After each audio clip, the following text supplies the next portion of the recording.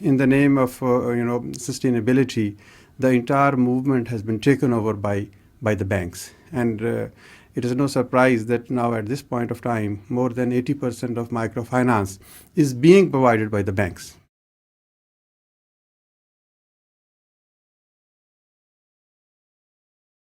The banks are essentially, a profit-seeking organization. So a movement which was started with very, very noble intentions, now it has been taken over, as a business, as an industry. So this is, I think, a very, very major reason that people are now being treated as customers, people are now being treated as clients. So they are not now the partners in development. And then, attached with that is, the high rates of interest, high service charges, 30, 40, 50%, even to 100% in some, Latin American countries. So all these things have taken, the beauty out of this movement. It was started with an objective of providing means of livelihood to the poor families. But if something is now being taken as a business, so you can understand that business has totally different ethics, different environment, and different kind of objectives. This is the responsibility of the state to take care of its poor. If state doesn't take care of the poor, then what is why it is existing? And I think the central banks and the state should formulate strict policies and rules that what kind of attitude it is, that you are giving money to the people in the guise of poverty alleviation, and then you are taking, building so much pressure that people are unable to unlock their potential and then unable to cope with the situation. State must intervene. State is to ensure a proper environment, proper legal structure. The customers, the clients, they have also their rights. So the state should ensure that all the actors, all the stakeholders, whether NGOs, whether banks, whether MFIs, they should have a code of ethics, and that should be strictly monitored, that anything which is given with good intentions should not turn into a curse. Interest-free microfinance was a totally different idea, and when we started this program, everybody said that you are mad. What are you doing? How is it possible? How is it sustainable? How will you grow? But we have seen that we started this program with only $100. And at this point, the program has grown more than 60, 70 million US dollars. So the one, loanee has now been converted into 370,000 borrowers. So the initial concept was different, but as they say, that the journey of the mountain starts with the first step. And we have been able to prove that this financial and this social intermediation could be undertaken on the basis of brotherhood, generosity, altruism. If a program which is based on commercial interest is sustainable, then why a program which is based on mutual respect and altruism should not be sustainable?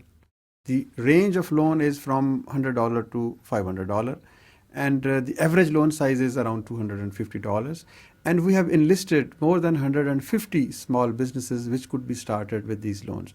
For example, there is a small, vegetable cart, fruit cart, sewing machine, then, some kind of a beauty parlor, some kind of a grocery store, some kind of a stationery store.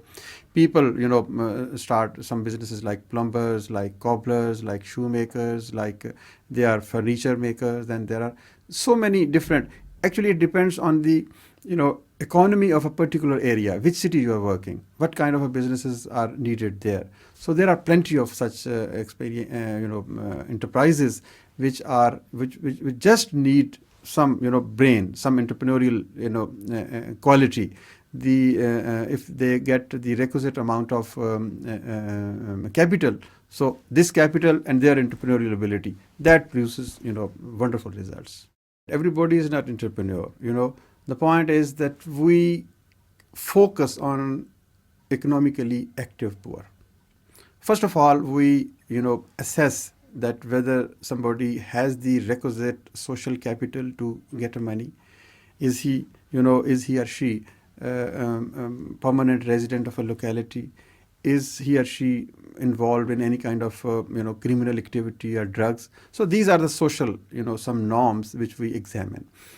Then once this screening is done, then we try to assess the entrepreneurial potential within that person, whether he has the market knowledge, whether he has the requisite skills, whether he has basic understanding of how things are done in a market.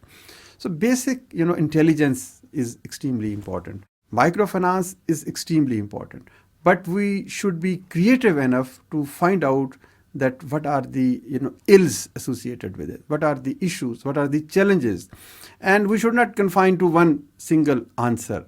So that's the creativity which we brought in, that we were forced to think that if we have to develop a program, if we have to design a program, it should be at one point of time extremely efficient in terms of cost, and at the same time it should not contradict the basic ideology, faith, custom, tradition of the society.